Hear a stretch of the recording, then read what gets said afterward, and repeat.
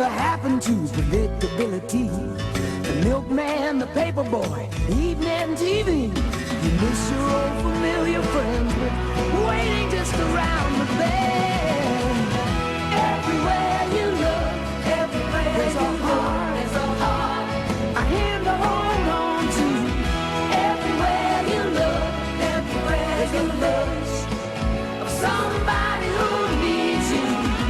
When you're lost out there and you're all alone, life is waiting to carry you home.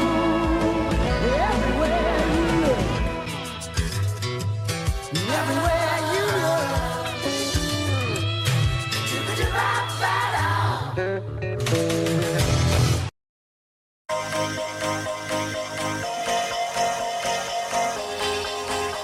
What challenges has this remote learning given you as principals? Well, it has been very challenging. For me in particular, I've been working on scheduling at home, which can be done on the on any computer, but I'm building a new school. It's Lakeview Middle High School this year electronically, and that's been challenging. But to do scheduling, it's one of those things that needs a lot of focus and attention. And I thought I would actually have a lot of extra time and peace when I was working at home. But actually, in this format, there's a lot of emails to be answered all the time. There are tons of Google Meets to be in on, interviews, walkthroughs in classrooms, observations, just going in and out of different meetings. And it's been hard to find an extended period of time to really sit and concentrate on the scheduling job. So instead of being ahead of the game, I'm actually a little bit behind. It definitely has not been relaxing at all. And for me, I'll just echo what Mrs. Snyder said. I think we do reports to the school board, and I think in my last report I noted I had 239 Google Meets on my calendar in a 7 or an 8 day period. Now, I didn't attend all of those, but I know those of you that are listening here, you've seen me pop in and pop out. You've seen Mrs. Snyder do the same thing. So we live and breathe our students. And so what's challenging is trying to function without you guys. And it's, I have to agree with Mrs. Snyder. I thought working from home was going to be wonderful in that I have all kinds of free time. Most mornings I would get on the computer about 7:30, and there were a lot of days it was 5:30 before I ever got off the computer. And then I was checking the computer 2, 3, 4, or 5 times before I went to bed to see if I missed anything. So it's been challenging, and we're going to welcome you guys back and get back into a normal school year. So. And just to tag on to that one more time, is one of the other things that we've been doing is trying to make connections with kids that are having trouble connecting electronically, or we're not hearing from them. And we really want everybody to keep on learning and participate and not disappear.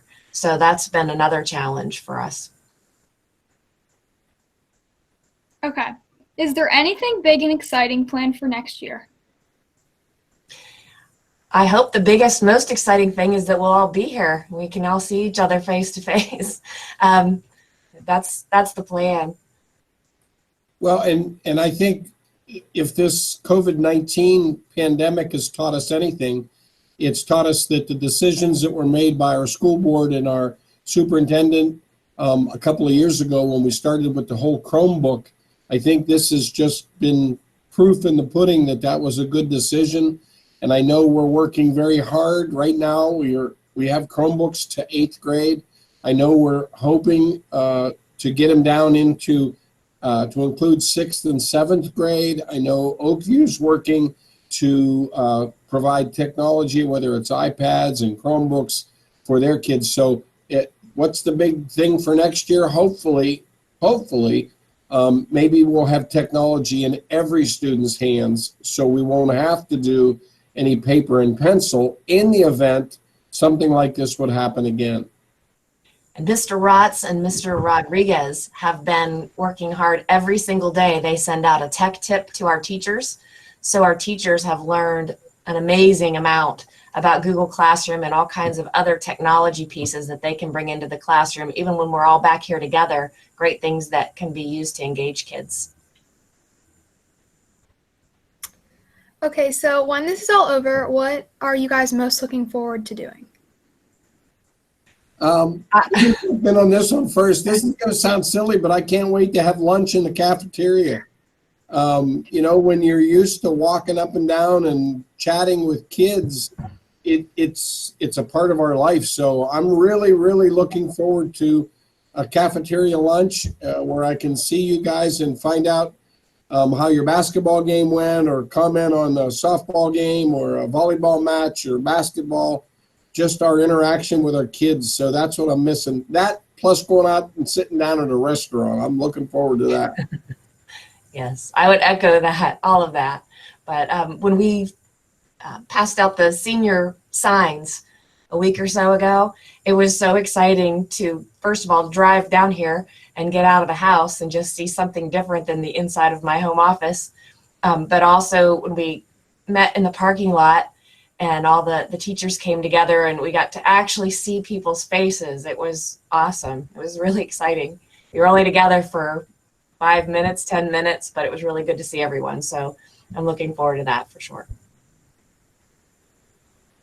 How is the new gym floor looking?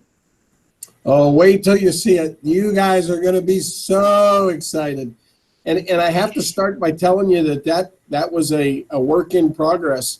We put together many of the coaches that use that gym facility. Mr. Sunderland, it's his classroom. We had a couple of meetings where we talked about ideas and what we wanted it to look like. And Mr. Snyder and I were down to the gym floor just probably 2-3 hours ago. And they continue to put our paint on and the logos. And I will assure you, when you walk in the gym, it's just going to blow you away. It looks like a college gym. It is going to be very, very special when you step foot on that gym.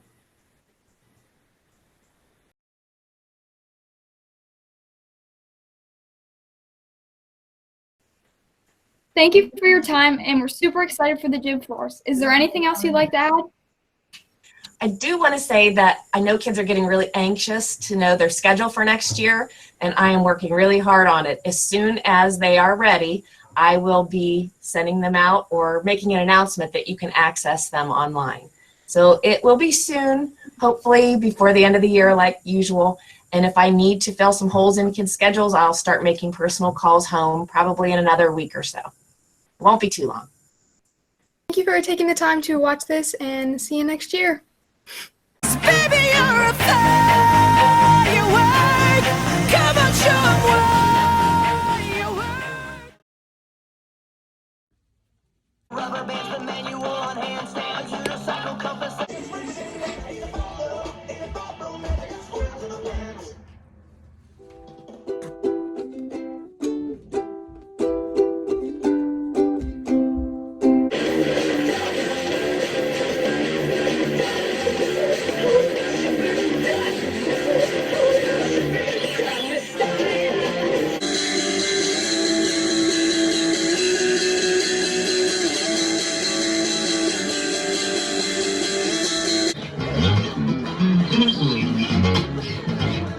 Thank you.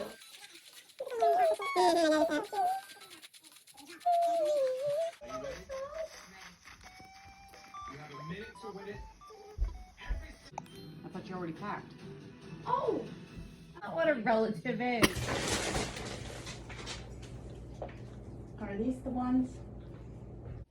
I'm a savage. Sassy, moody, classic.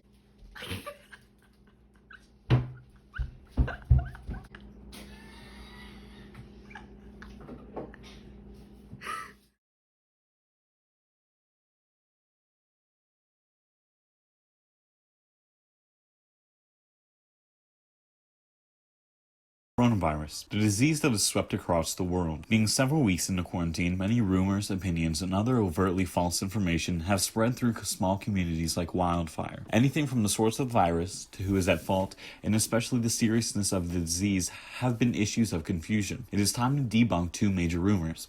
China or Asia in general being responsible for the coronavirus and coronavirus being comparable to the common flu. To start with the largest rumor of the whole pandemic, the virus did not originate from a man who ate bat soup. This myth originates from a video of a Chinese woman holding a bat with chopsticks and eating it in a soup. This clip spread throughout Twitter and other social medias, with rumors immediately following of the soup being a causation of coronavirus. The video is actually from 4 years ago and was not even recorded in China. Calling COVID-19 the Chinese virus or even the Kung flu is a large issue stemming from the spreading misinformation.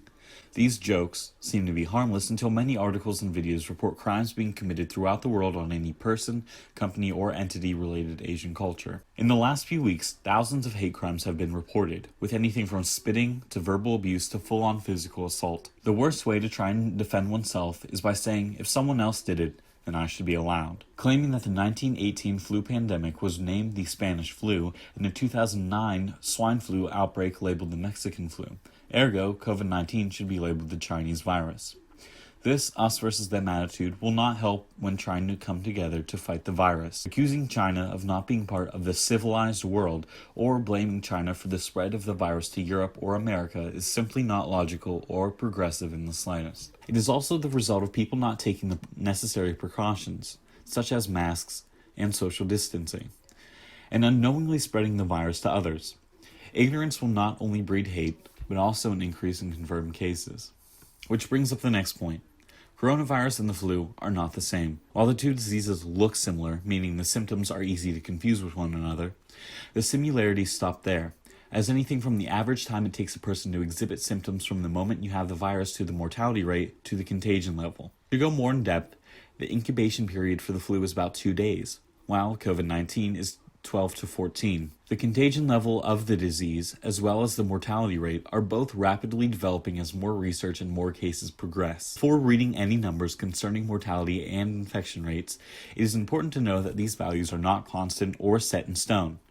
Estimates can be swayed by location, time, and other precautions like social distancing. The current global estimates set COVID-19 with a mortality rate of 3.4%, which is a bit higher than the initial 2% estimate. And the contagion rate, also known as the R0, has an estimated value of between 2 and 3. With the most conservative estimates of COVID-19, the flu is left in the dust, with the mortality rate being 0.1% and the R0 value being 1.3. Early on, countries seemed to have a low amount of cases, only because they had a low amount of tests. But as test kits came, confirmed cases appeared just behind. Throughout writing this article, statistics have changed so drastically that I encourage you to look them up for yourself, as a 24-hour difference is monumental at this time. To conclude, we should be following some basic guidelines. First, don't be racist. Secondly, do not trust anything you read or hear from a source that is not trusted. Politicians and evangelists are not the ones you should be looking for guidance in right now. Instead, check the Center for Disease Control and Prevention's website. Third and finally, on behalf of Lakeviewer staff, stay safe, stay inside, and wash your hands. I'm Marissa, and this is what I do during quarantine.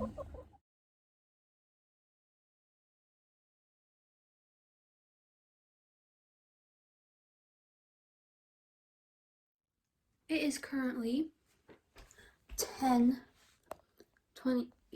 I am bored, don't have anything to get up for tomorrow, so I am eating some cereal. Right now, I'm making cookies.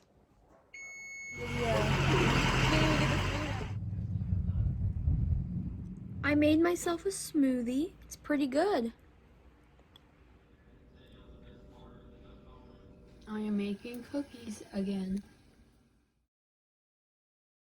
I am getting some schoolwork done. Right now, I am writing my article and watching some Netflix with my dog. I'm eating or drinking another smoothie and about to go on journalism. 14th, and I have done schoolwork all day. Skills. Oh yeah. Oh. Sneak attack.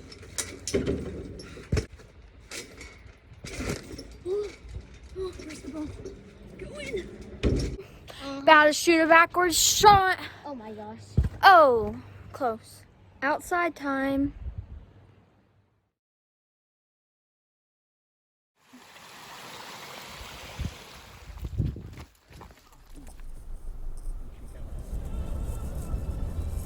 Going for a ride with Mom and Dad. I'm out here fishing with the fam. Except I'm not fishing. Not very good at it.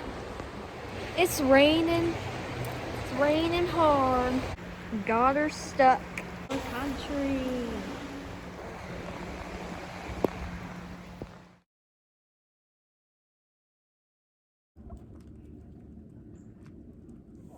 Right now I'm hanging with the chickens. Always scare me. Come on, Red. Let's go. Come on.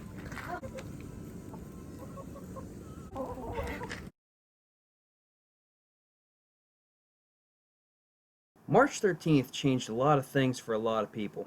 Workspaces, incomes, school climates, you name it.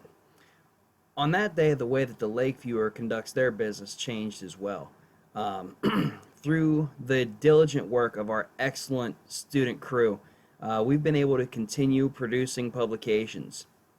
We put out a newspaper, we put out a digital edition, and we're currently in the process of working on a hybrid of the two for our seniors for this coming year.